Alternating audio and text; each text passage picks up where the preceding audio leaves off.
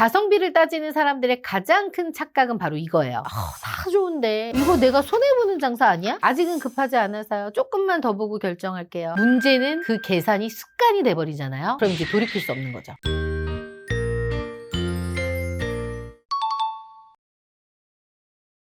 피디님들, 제가 요즘에 상담하면서 정말 느끼는 게 많은데요. 본인의 가치는 깎아먹고 있다는 사실은 모르고 아주 치열하게 가성비를 따진다는 거예요. 가성비라는 게 어떤 거예요? 뭐 이런 거지. 저보다 그분이 학력이 좀 낮은데 제가 좀 아깝지 않나요? 조건은 나쁘지 않는데 저희 집안이랑 차이가 좀 나서 마음에 걸려요. 근데 그거는 누구나 다 하는 고민 아니에요? 근데 이렇게 겉으로요, 합리적인 고민을 하는 것 같지만 사실 속뜻은 이게 아니에요. 그럼 뭐예요? 난 절대로 손해보고 싶지 않다, 이건 거지. 그러니까 봐봐, 결혼이라는 게 안 따질 수 없어요. 내 인생이 너무 중요한 거기 때문에 따질 수밖에 없는 거 아는데, 문제는 그 계산이 습관이 돼버리잖아요. 그럼 이제 돌이킬 수 없는 거죠. 제가 보니까 이렇게 계산기를 두드리는 소리가 이렇게 커질수록 신중한 사람이 되는 게 아니라 점점 선택하기 어려운 까다로운 사람이 되는 거죠. 그래서 오늘은 그 계산기를 두드리는 그 태도가 어떤 과정을 통해서 여러분들을 처참하게 무너뜨리는지, 그 잔인한 구조를 한번 오늘 분석해 볼게요. 한마디로 말해서 좋은 물건을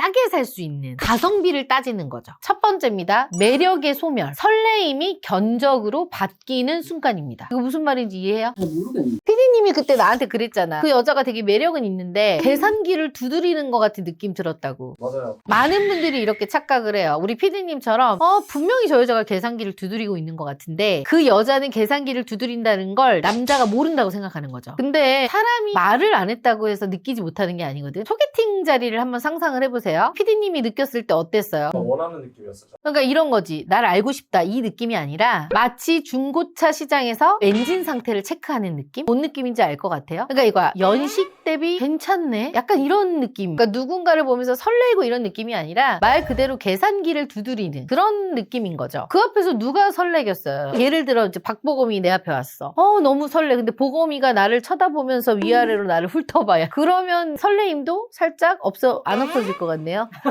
얼마 전에 30대 초반 여성분이 저한테 상담을 왔는데 이제 지인 소개로 좀 소개팅을 했나 봐요. 근데 남자분이 좀 잘 나갔나 봐. 돈도 좀 있고 어느 정도 사업도 하는 남자인데 마치 내가 그 남자랑 있으면요 쇼윈도 안에 갇힌 가방 같은 기분? 왜 그렇게 생각이 들었냐라고 물어보니까 남자분이 이제 칭찬이랍시고 툭툭 던지는 말이 이런 말이 있더래. 그쪽이나 나나 우리 정도 나이에 이 정도 외모면 솔직히 상위 10% 안에는 들지 않나요? 그리고 우리 집안도 그러고 그쪽 집안도 그러고 좀 합리적인 조합 아닌가요? 이런 얘기를 했대요. 이 여자 입장에서 어떨 것 같아요? 이쪽일 것. 그러니까 이 여자분은 이런 생각을 한 거야.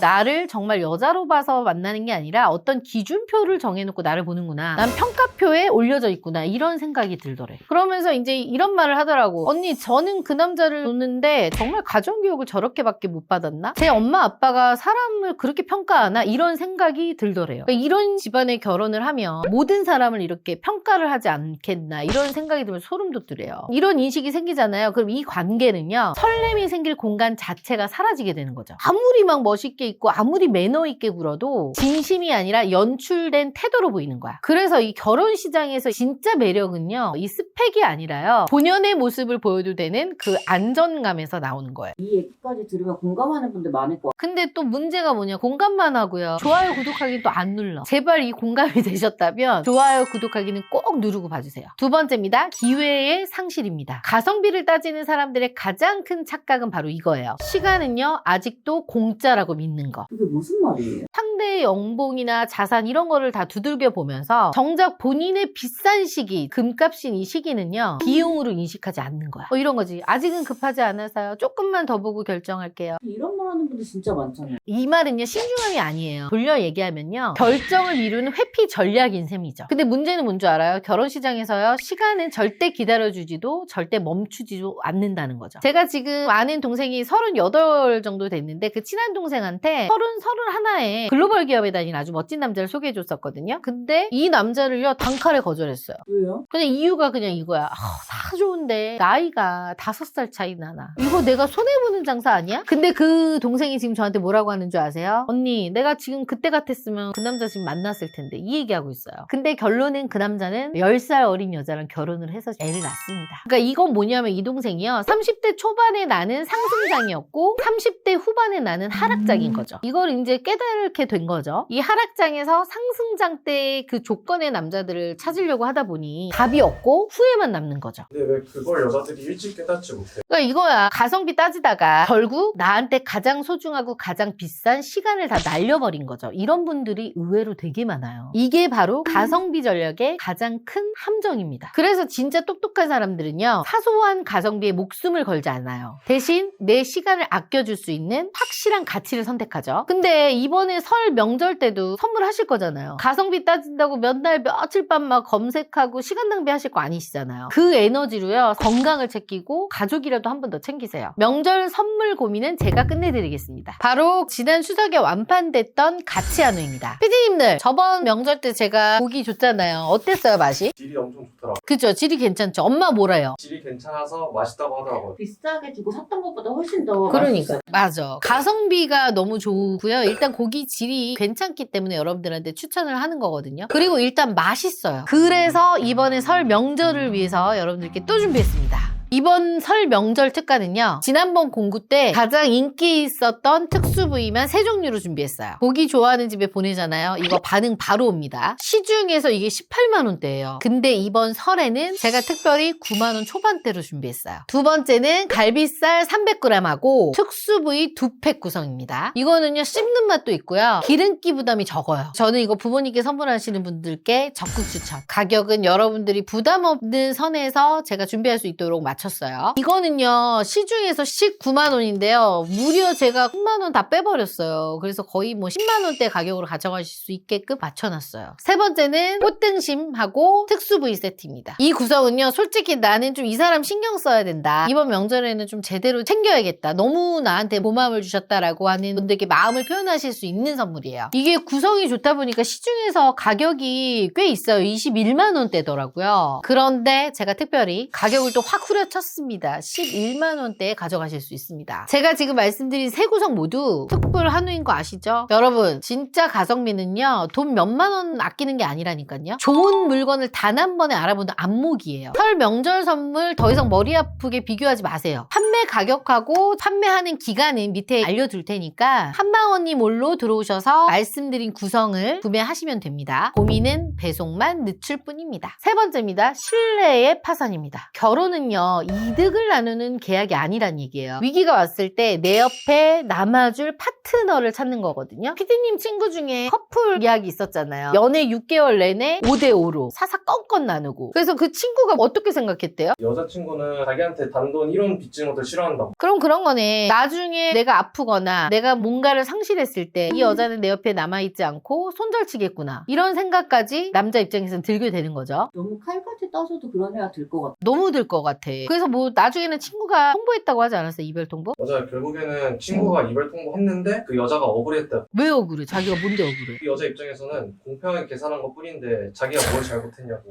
저런다니. 본인이가 합리적이라고 믿는 그 5대5 습관이요, 상대 눈에는 언제든 도망갈 준비가 된 거래자의 태도를 읽힐 수 있다는 거야. 인생을 베팅해야 되는 이 결혼에서요, 이런 계산기를 두들기는 냄새가 심하게 나잖아? 그러면 상대의 신뢰를 뿌리채 진짜 뽑아버리는 거야. 너무 계산적이면. 생각해봐. 항상 대안을 두고 계산기만 두드리는 상대한테 어떤 사람이 나의 인생을 같이 하자고 맡기겠어요? 그러니까 이런 사람들은 조건이 부족해서가 아니라 신뢰감을 주지 못하기 때문에 선택받지 못하는 거야. 오늘 내용을 좀 정리를 해보면요, 결혼 시장에서 가성비 좋은 선택은요 역설적으로 가성비를 포기하는 태도예요. 그러니까 이 가성비를 따지는 순간 여러분은 대체가 가능한 옵션으로 되는 거고, 계산기를 내려놓는 순간 비로소 책임질 수 있는 사람이 되는 거죠. 지금 막 손에 쥐고서 7가지 중에 7가지 다 따지시는 분들은 절대 결혼 못하고요, 뭐든지 과하면 문제가 된다라는 과유불급이라는 말이 있잖아요. 그러니까 뭐든지 적당히, 계산기를 안 두드릴 수는 없잖아요. 적당히 한번 보라는 얘기입니다.